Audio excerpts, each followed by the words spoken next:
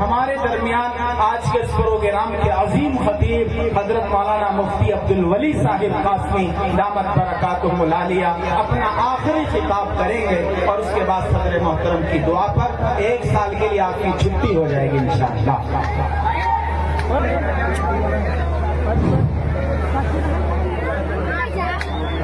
السلام علیکم ورحمۃ اللہ وبرکاتہ۔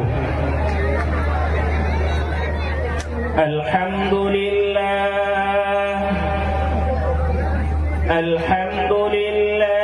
وکفى وسلام علی عباده الذین اصطفى اما بعد فاعوذ باللہ من الشیطان الرجیم بسم اللہ الرحمن الرحیم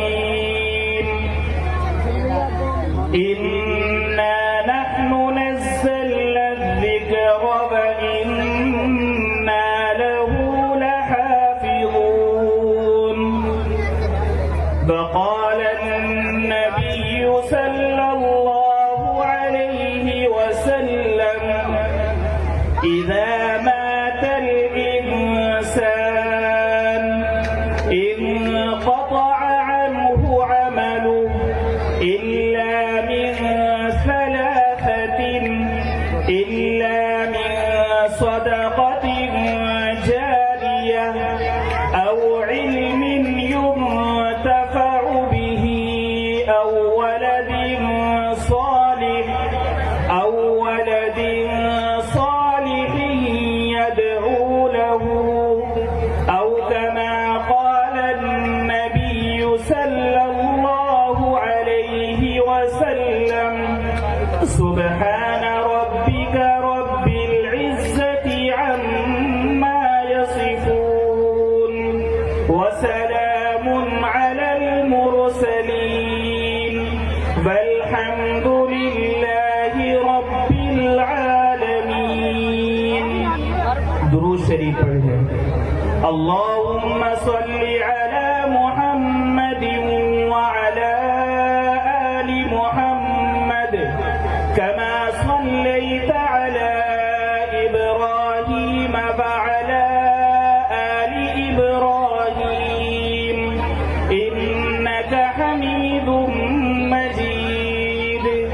اللهم بارك على محمد وعلى آل محمد كما باركت على إبراهيم وعلى آل إبراهيم إنك حميد مجيد۔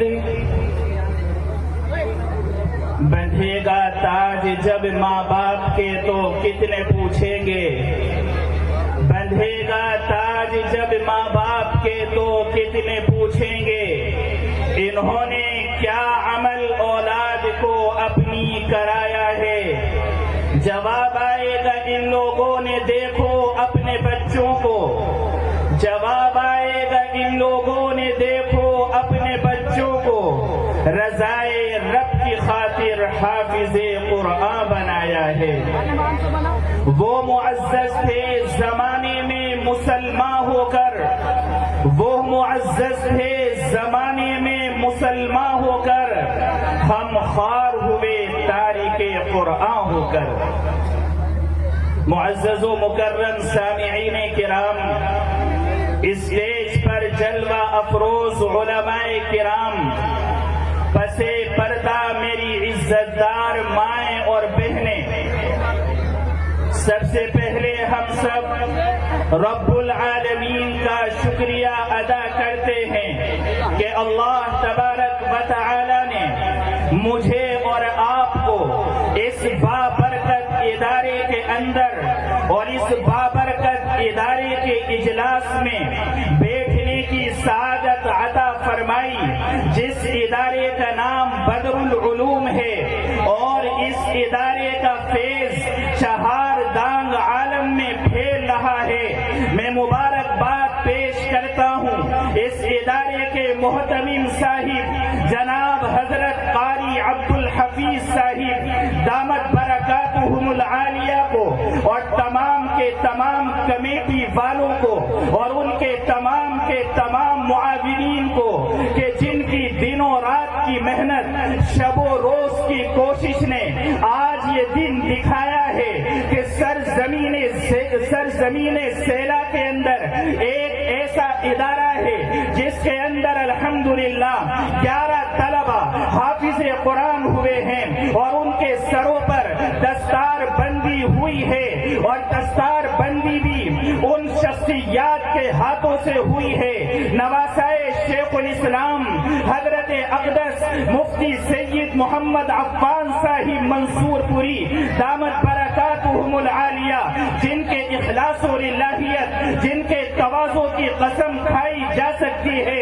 اسی طریقے سے حضرت صدر محترم حضرت اقدس مفتی عبد الرحمان صاحب دامت برکاتہم العالیہ کے جو متفق علیہ شخصیت ہے، ان بابرکت ہستیوں کے دستے مبارک سے ان کے سروں پر دستار باندھی گئی۔ میں مبارکباد پیش کرتا ہوں ان بچوں کو بھی، میں مبارکباد پیش کرتا ہوں ان بچوں کے والدین کو بھی، میں مبارکباد پیش کرتا ہوں اس مدرسے والوں کو بھی کہ آپ کے ادارے میں اتنے بڑے بڑے حضرات تشریف لائیں اور انہوں نے اپنے بابرکت قدم یہاں پر آئیں۔ مجھے اللہ کی ذات سے امید ہے کہ جب یہ بابرکت ہستیوں کے جب قدم آئے ہیں انشاءاللہ تعالی یہ ادارہ ترقی کرے گا، یہ ادارہ آگے بڑھے گا، اس ادارے کا فیض جاری ہوگا اور انشاءاللہ جس طریقے سے آپ نے آج تک اس ادارے کا ساتھ دیا ہے آئندہ بھی آپ اس ادارے کا ساتھ دیتے رہیں گے۔ میں نے قرآن کی ایک آیت پڑھی ہے، ذخیرہ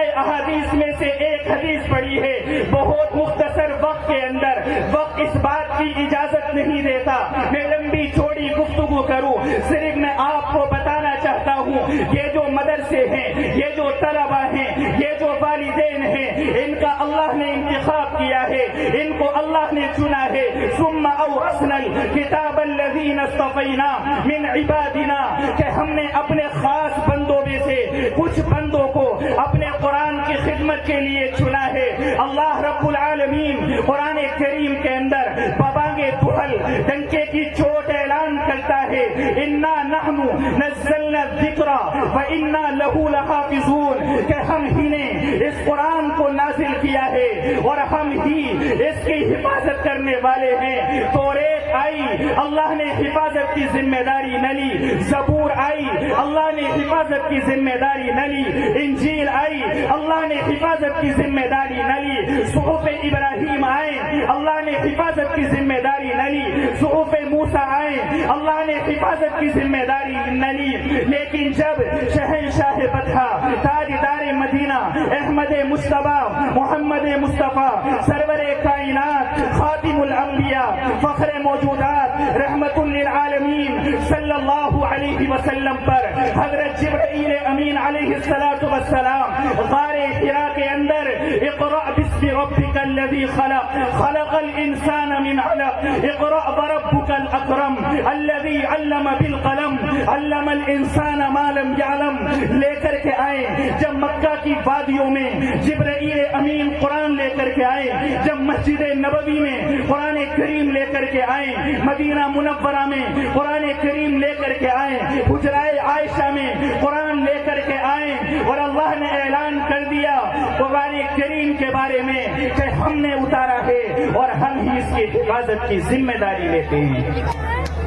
عزیزان گرامی، پتہ یہ چلتا ہے کہ اس کے حفاظت کی ذمہ داری اللہ نے لی ہے۔ آپ مجھے بتائیے کہ جب ملک کا وزیر عالم وزیر اعظم اعلان کرتا ہے میں اس ملک کی حفاظت کروں گا، میں اس ملک کی سرحدوں کی حفاظت کروں گا، تو کیا وہ حفاظت کرنے کے لیے کیا انتظام کرتا ہے؟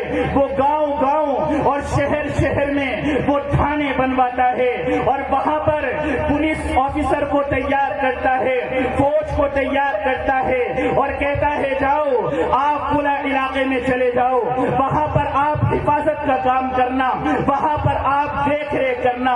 دوسرے شہر میں جاتے ہیں, تھانے بنتے ہیں, پولیس آفیسر ہوتے ہیں, تمام لوگوں کی حفاظت کرتے ہیں اور یہ کوشش کرتے ہیں کہ پورے گاؤں کے اندر امن و امان قائم رہے, پورے ملک کے اندر امن و امان قائم رہے. اسی طریقے سے اللہ رب العالمین نے جب حفاظت کی ذمہ داری لی ہے تو اللہ رب العالمین نے جگہ جگہ پر, گاؤں گاؤں میں, شہر شہر کے اندر اللہ رب العالمین نے ان مدارس اسلامیہ کو قائم کروایا. اور یہ مدرسے کی تاریخ میں آپ کے سامنے بیان کرنا نہیں چاہتا, اس لیے کہ وقت اس بات کی اجازت نہیں دیتا. اس مدرسے کا وجود آسمان سے ہوا ہے, اس مدرسے کو قائم کرنے والے آسمان پر اللہ ہے, زمین پر محمد رسول اللہ صلی اللہ علیہ وسلم ہے. اس مدرسے کا جال بچھا دیا گیا کس لیے کہ ہماری نئی نسل کی حفاظت ہو, ان کے ایمان کی حفاظت ہو. قرآن کریم جو امن کا پیغام دیتا ہے, جو شانتی کا پیغام دیتا ہے, اس قرآن کریم کو اپنے بچوں کو پڑھایا جائے, ان کو سمجھایا جائے. چنانچہ اس قرآن کریم کو سینے سے لگا کر اگر آپ آگے بڑھیں گے, آپ کے گھر میں بھی برکت ہوگی, آپ کی اولاد آپ کی فرما بردار بنے گی, آپ کی تجارت میں برکت ہوگی, آپ کی زراعت میں برکت ہوگی, قدم قدم پر اللہ کی مدد شامل حال ہوگی. میرے پیاروں, اس قرآن کریم کی حفاظت اللہ نے کس طرح کرائی ہے؟ مختصر الفاظ میں اس قرآن کریم کی حفاظت اللہ رب العالمین نے ان حفاظ کرام سے کروائی ہے. ایک تو لکھ کر کے کرائی ہے, سینے میں محفوظ کرا کے کرائی ہے. قرآن کریم کہتا ہے انہ لقرآن کریم فی کتاب مکنون لا یمسہ الا المطہرون, کہ یہ زیادہ پڑھی جانے والی کتاب اللہ کا کلام ہے, لکھی جانے والی کتاب, اور جس کو لکھ کر محفوظ کر لیا گیا, قیامت تک کوئی رد و بدل نہیں کر سکتا. اس قرآن کریم کا کس طریقے سے حفظ کیا گیا؟ حضرت شیخ الاسلام مفتی تقی عثمانی دامت برکاتہم العالیہ اپنی کتاب تراشے میں لکھتے ہیں کہ حضرت ہشام ایک بہت بڑے عالم تھے.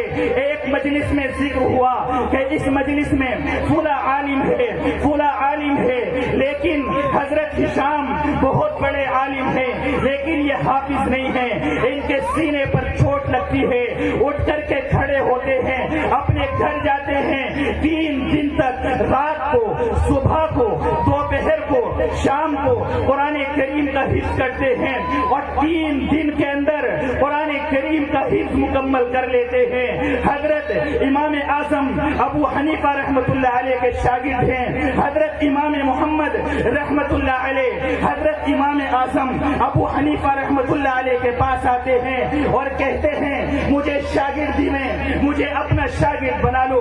امام ابو حنیفہ رحمۃ اللہ علیہ کہتے ہیں کیا آپ حافظ قرآن ہیں؟ انہوں نے کہا میں حافظ قرآن تو نہیں ہوں. انہوں نے کہا میرے درس میں شامل ہونے کے لیے, میرا شاگرد بننے کے لیے شرط ہے کہ حافظ قرآن ہونا چاہیے. امام محمد رحمۃ اللہ علیہ وہاں سے اٹھ کر کے جاتے ہیں, 8 دن کے اندر, 1 ہفتے کے اندر امام صاحب کے پاس آتے ہیں.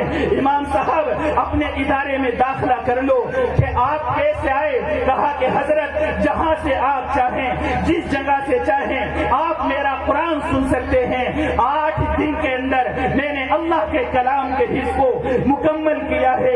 اسی پر بس نہیں ہے, دارالعلوم دیوبند کے شیخ الحدیث حضرت مولانا فخر الدین صاحب مراد آبادی نفر اللہ مرقدہ 25 دن کے اندر قرآن کریم کا حفظ مکمل کرتے ہیں. قاسم العلوم والخیرات حضرت مولانا قاسم نانوتوی رحمۃ اللہ علیہ جو دارالعلوم دیوبند کے بانی ہے, سفر پر جاتے ہیں, رمضان آ جاتا ہے, قافلے میں لوگ ساتھ ہیں, تمام کے تمام لوگ کہتے ہیں تراویح پڑھنی ہے لیکن کوئی حافظ نہیں ہے. مولانا قاسم نانوتوی رحمۃ اللہ علیہ بھی اس وقت تک حافظ قرآن نہیں تھے. انہوں نے کہا آپ اللہ سے دعا کرو, صبح سے لے کر کے شام تک میں قرآن کریم کو یاد کروں گا, تراویح کے اندر میں کھڑا ہو کر کے سناؤں گا. ادھر حضرت مولانا قاسم نانوتوی رحمۃ اللہ علیہ 1 مہینے تک پورے رمضان 1 پارہ رکھتے اور شام کو تراویح کے اندر پڑھاتے. ادھر 30 پارے مکمل ہوئے اور ادھر رمضان المبارک کی آخری تراویح مکمل ہوئی اور مولانا قاسم نانوتوی رحمۃ اللہ علیہ نے 30 دن کے اندر یعنی 1 مہینے کے اندر قرآن کریم کو حفظ مکمل کیا.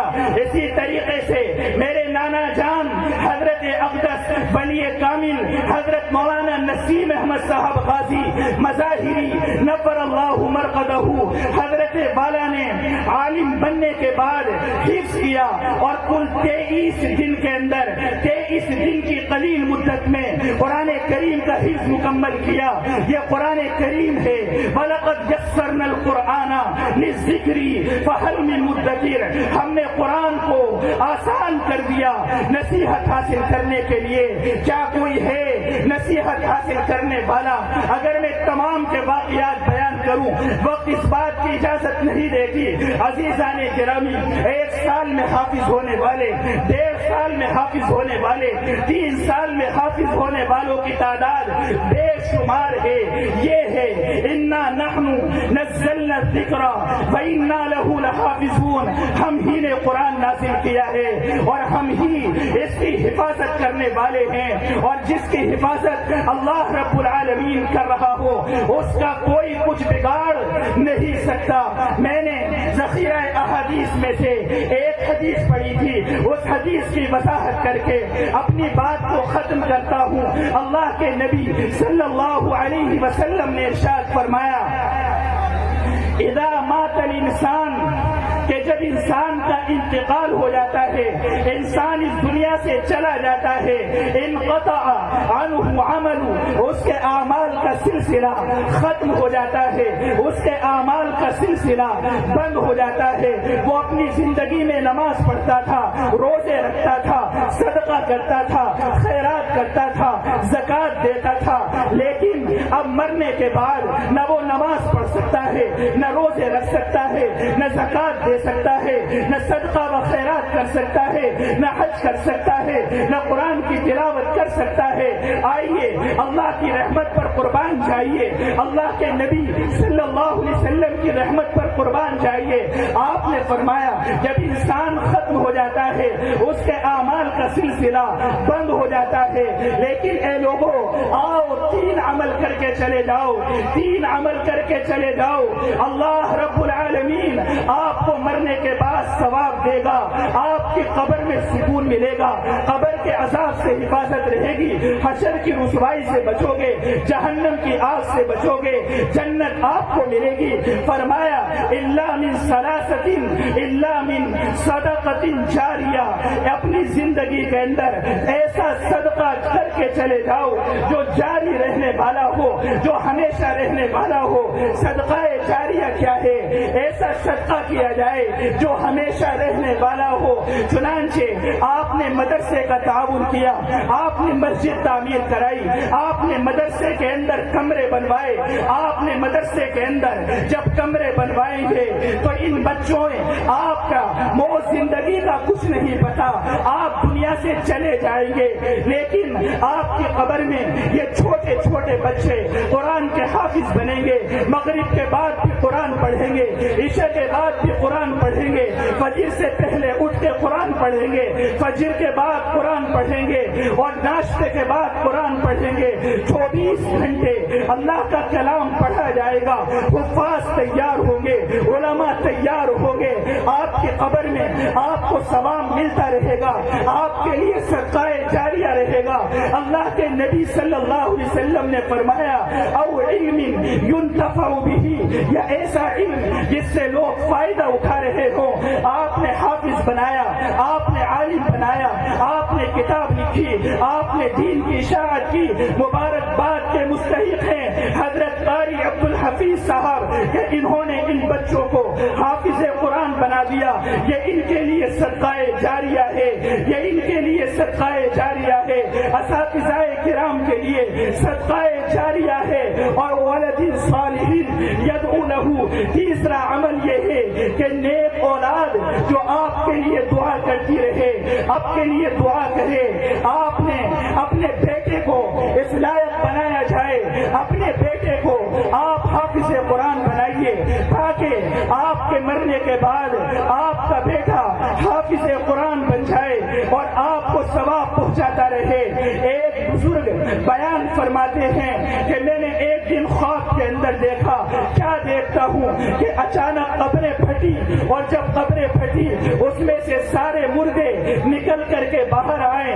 جب مردے نکل کر کے باہر آئے تو ایک آسمان سے فرشتے آتے ہیں، ان کے ہاتھ میں کوئی چیز ہوتی ہے اور سارے کے سارے چننے لگتے ہیں، لیکن ایک لڑکا ہے، ایک آدمی ہے، وہ آرام سے بیٹھا ہوا ہے، اس نے کوئی چیز نہ لی۔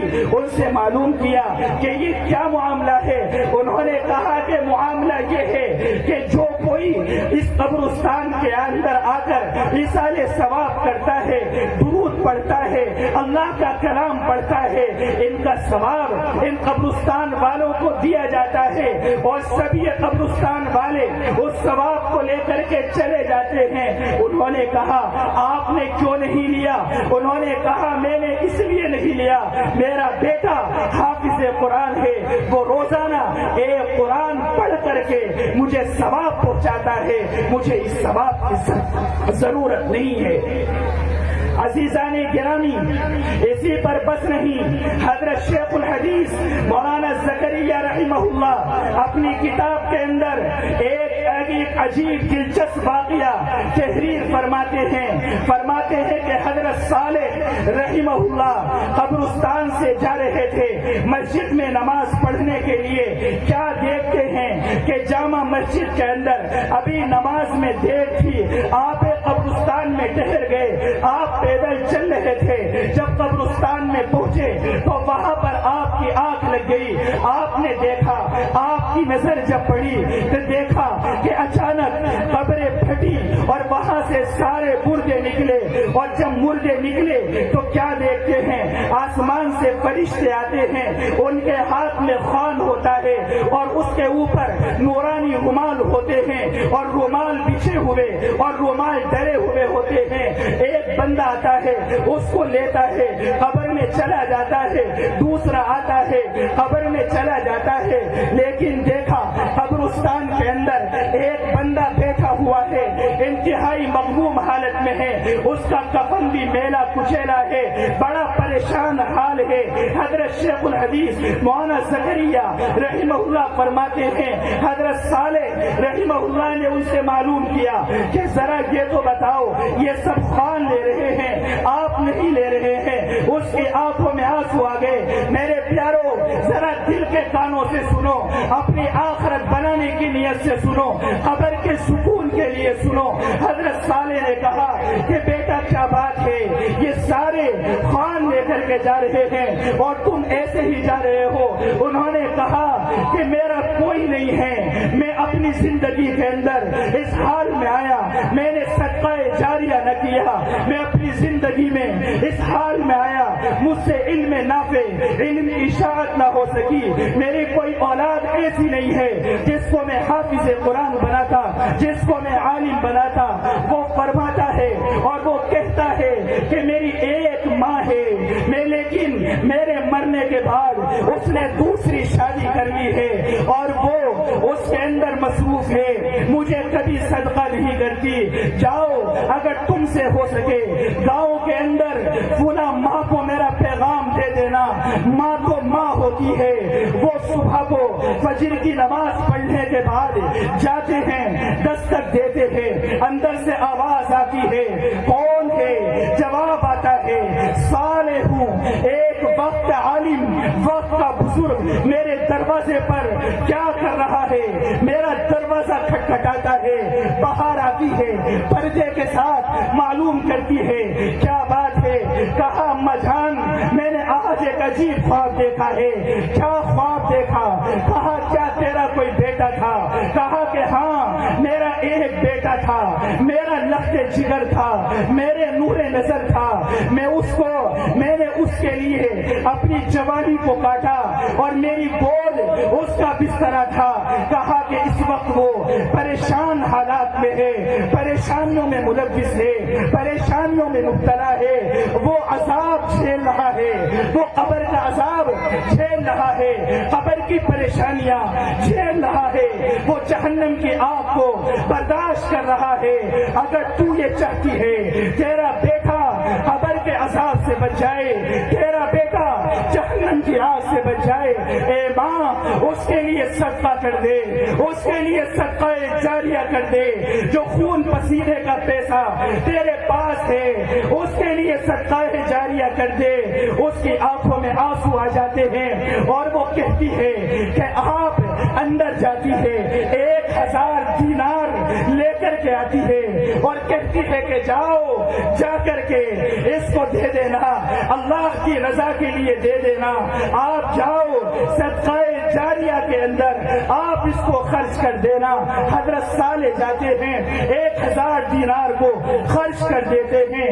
کچھ دنوں کے بعد حضرت صالح دوبارہ خواب دیکھتے ہیں, وہ مردہ اچھی پوشاک میں ہے, اچھے کپڑوں میں ہے, آتا ہے, آ کر کے حضرت صالح کے گلے لگ جاتا ہے اور ان کا ماتھا چومتا ہے اور کہتا ہے کہ آپ کا بڑا احسان ہے, آپ نے مجھے عذاب سے بچا لیا. اگر آپ میرے لیے میری ماں سے صدقہ جاریہ نہ کرواتے تو میں آج عذاب قبر کے اندر اور حشر کی رسوائی کے اندر رہتا.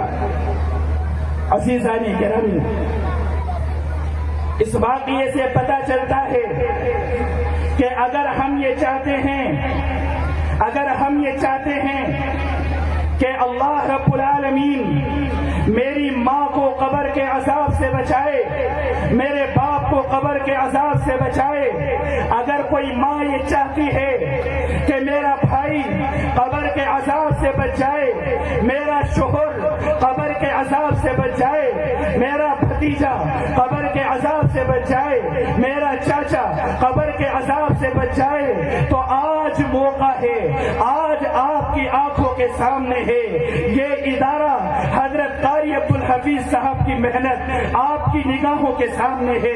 یہ 11 طلبہ جن کے سروں پر پگڑیاں بندھی ہوئی ہے, جنہوں نے دن رات محنت کی ہے, ان اساتذہ کرام نے محنت کی ہے, ان طلبہ پر محنت کی ہے, ان طلبہ کے کھانے کا انتظام کیا گیا, پینے کا انتظام کیا گیا, رہنے کا انتظام کیا گیا, ان اساتذہ کی تنخواہوں کا انتظام کیا گیا.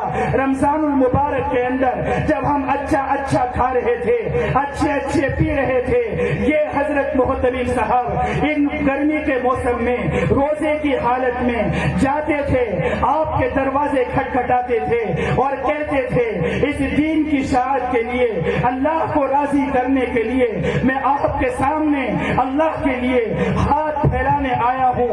اس قوم کی حفاظت کے لیے, اس قوم کے بچوں کے ایمان کی حفاظت کے لیے, ان کے دین کی حفاظت کے لیے آپ ان کو نیچی نگاہ سے دیکھتے تھے, آپ ان کو منع کر دیتے تھے, آپ ان کو منع کر دیتے تھے, لیکن انہوں نے ہمت نہیں ہاری, اللہ کے بھروسے پر کام کرتے رہے. پھر انہوں نے اپنی کارکردگی آپ کو دکھائی اور یہ کہا کہ دیکھو آپ نے خون پسینے کی کمائی, آپ نے 100 روپے دیے, آپ نے 500 روپے دیے, آپ نے 5000 دیے, آپ نے 10,000 دیے, آپ نے 50,000 دیے, اس کے بدلے میں نے آپ کی نسل کے ایمان کی حفاظت کی ہے, میں نے اس نسل کے ان بچوں کی حفاظت کی ہے, ان بچوں کے ایمان کی حفاظت کی ہے, ان کے والدین پر میں نے احسان کیا ہے.